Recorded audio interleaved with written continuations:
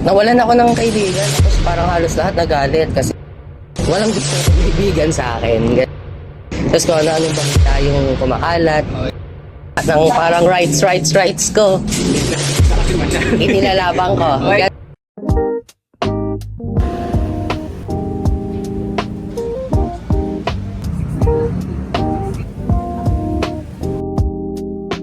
Lagi ko nga sinasabi na ako sobrang grateful ako sa NLEX sa unang company. Kasi ay pa yung mga pagka-graduate ko. Magtrabaho agad ako pero sila yung tumanggap sa akin. Iyan ang first job ko, NLEX. Sobrang grateful ako. Tapos nababalitaan ko pa, sabi nila mahirap ma-regular. Tapos ang nangyari sa akin, 9 months pa lang. Hindi, totoo. 9 months pa lang, naging proby ako. Eh, ang daming lane associate dyan na hindi pa regular. Yung iba, 2 taon na nun, magta-3 taon. Tapos ako, 9 months, na-regular ako. Eh kasi, ginalingan mo naman kasi. Kaya thankful din talaga ako sa mga bisor. Kay Ma'am Elaine, Ma'am Supi, Ma'am Kura, Ma'am Karen, Sir Mike, Sir Wilson, yan, lahat talaga ng bisor. No, lalo nung bago ako. Nung nakarachat ka rin mga bisor. Ay, nag-chat ka sa bisor? Hindi kasi doon ko na-realize din na nakaringis lang doon sa'yo. Oo, ako rin. Ang dami ko talagang pasasalamat sa NLEX. Tapos yun nga, isipin mo, sabi nila walang nare-regular. Pero bakit na-regular ako?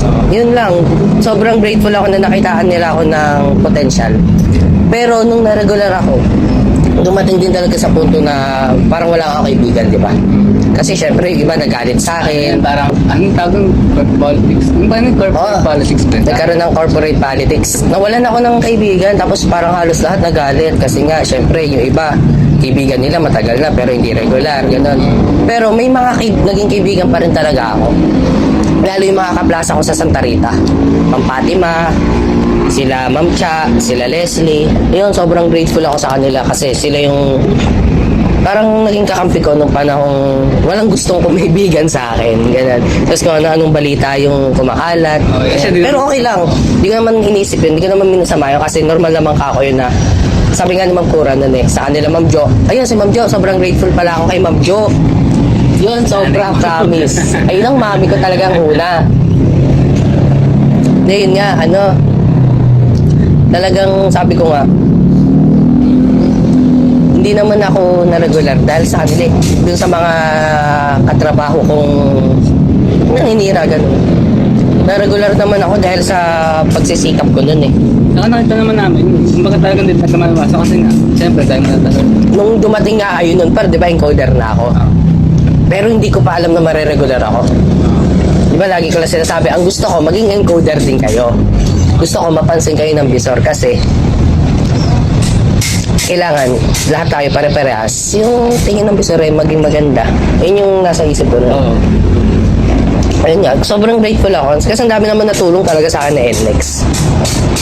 Lalo sa mga bisor. Lalo sa mga bisor. Kahit na minsan din nagkakaunawaan. Totoo naman, may time na hindi nagkakaunawaan. Lalo ako di ba? Palaban ako. Lahat ng parang rights ko. Competitive ka kasi masyado. Inilalabang ko. Ganon. Kaya, sa akin na, kaya nakakinggan ko. Kasi nga, siyempre, competitive ka.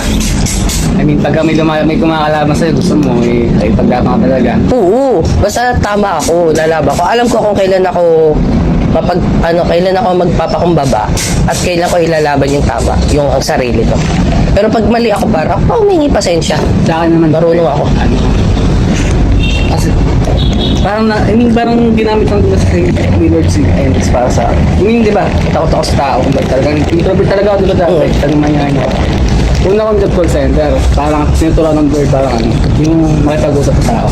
Sa after nun, face-to-face naman sa NLEX, kaya di ba motorista yun. Araw-araw, ibang tao, mga mo dun eh. Diba, ibang mga makikita mo, nakakausap eh. Sa work natin pa, 2 ang pakikisamahan mo. Sa dati pala nating work. nating work. 2 pakikisamahan mo. Una, katrabaho. Pangalawa, yung mga motorista. Kaya kailangan marunong ka talagang bumasa ng ugali ng tao. Ayun, hindi ko natutunan. I mean, alam ko kung paano ako nagsisinungaling yung tao, kung totoo yung tao. Kaya, tapos, nung pagtaas ko sa index, ayun pala, doon ko nalaman kung ano talaga yung gusto. Kung baga talagang ginamit ang word. Dati kasi, kasi ako talaga nalungkot ako nawala ko sa index. Kasi nga, naging nagkaroon ng pamilya sa parin. Tapos, nagkaroon ako ate, kuya, nanay, dad. Tatlo yun. Kaya ba may mga... Hindi ako yun na talaga. Nare-realize ko lang ngayon na, pero wala akong pagsisising nag-resign ako. Hindi ako nagsisising nag-resign ako kasi, nung nasa NLEX ako, syempre, yung oras. Totoo. Ayun, alam naman natin yung Oras oras. yung Yung oras yung kalaban na parang hindi na natin magagawa yung iba kasi nga, more on OT na. More on 13 hours na tayo dyan. Kahit nasabihin mo ang dami nating break time. Pero syempre, nandun ka pa rin sa work. Outside ng work. Hindi mo na magawa yung mga gusto mong gawin. Kasi ipapahinga mo na lang sa bahay.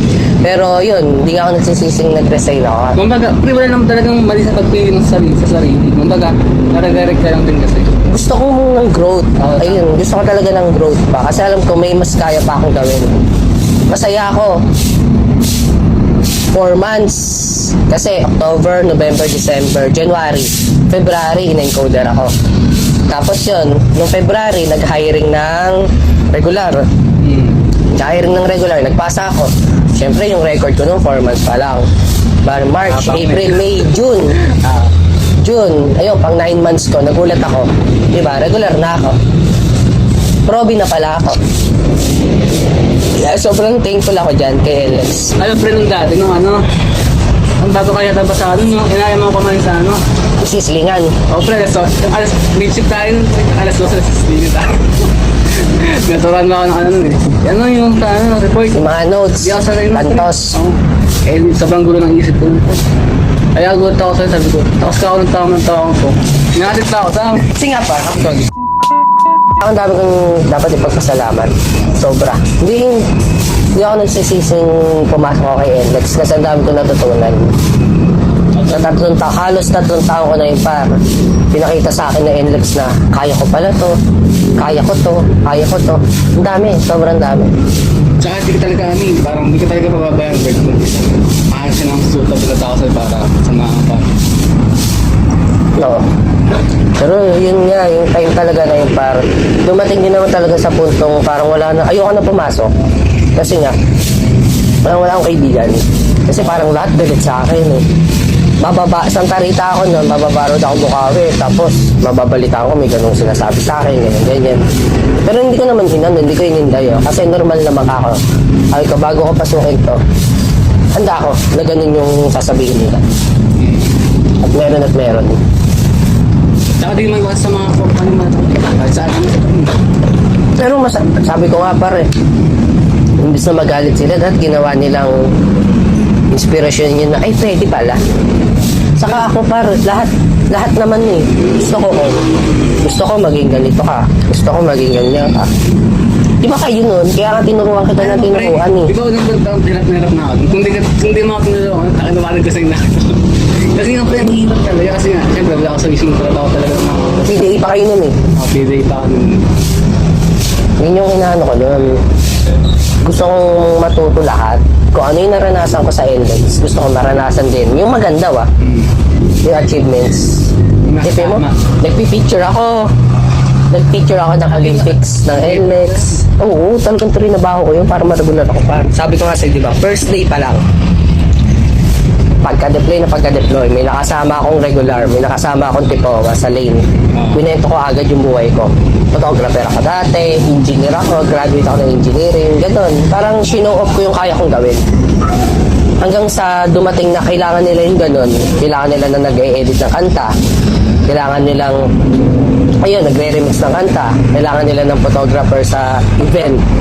Di tinanggap ko na tinanggap kasi may gusto kong patunayan sa sarili ko, hindi sa ibang tao, kundi sa sarili ko. Ay napatunayan kong kaya ko. Ready? Magaling pala ako. Magaling pala ako. Joke lang. Trinabaho ko. Ayun yung word. Trinabaho ko siya. Pinagsikapan ko. Kung bakit ako napunta doon. Kumbaga committed ka naman talaga sa akin. Kumbaga kasi may goal ka. Oo. Ano ng goal ko talaga noon. Kasi interview pa lang nun paro. Ang unang tanong ko kay ma'am, nakalimutan ko yung pangalan ng bisor eh. Bisor eh. Basta sa cluster 1 ata yung babaeng bisor. Mambong, Mang Chick, Hindi si Mambong. Marge. Hindi ko maalala pa rin. Apat na babae. Si Sir Ogie sa yung bisor nga na yun. Na taon, interview. Baka sa Cherry. Hindi, gusto kong Cherry ko lang. Cherry.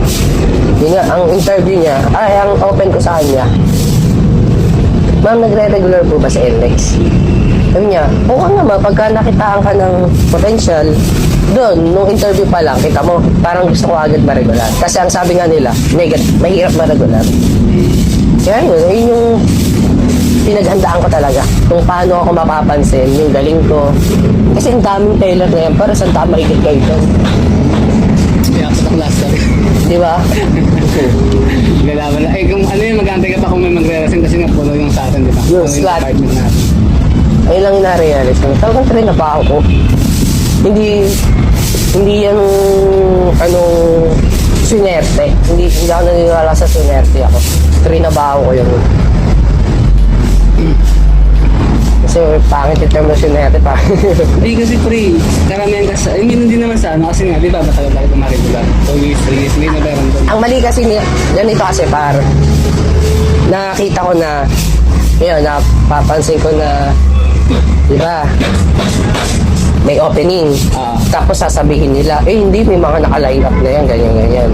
Ay, yung parang naka-pending. Oo, yun yung nasa isip nila, may naka-pending na. Kaya hindi sila nagpapasa. Kaya, ako nun, wala akong pakialam kung may naka-pending, may naka-line up dyan. Basta, ipapakita ko sa bisor na willing akong tumagal kay NLEX. Na willing akong yung magtrabaho talaga dito. Okay. Competitive ka kasi. Yun yung inano ko, pinakita ko sa kanila na gusto ko talaga. Kaya kahit 4 months pa lang ako nun, nagpasa na ako. Kasi nasa isip ko, wala naman sa tagal yan eh. Oo. Nasa performance mo yan eh.